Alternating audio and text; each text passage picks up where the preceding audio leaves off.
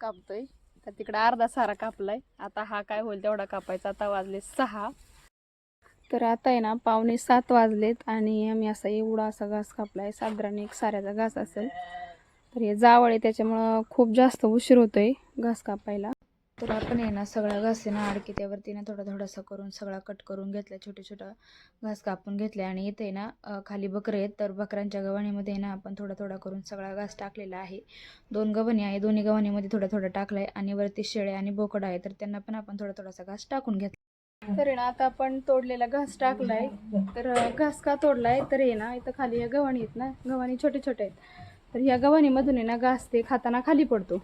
त्याच्यामुळे ना घास तोडून टाकलाय आणि आता आपला चाऱ्याचं काम आता उरकलंय. तुम्ही बघू शकता पाठीमागे किती अंधार पडलाय. आता त्यांना अजून रतीब टाकायचं राहिलं. एवढं खाऊन झालं की त्यांना रतीब टाकायचा. तोपर्यंत आता मला स्वयंपाक बनवायचा आहे.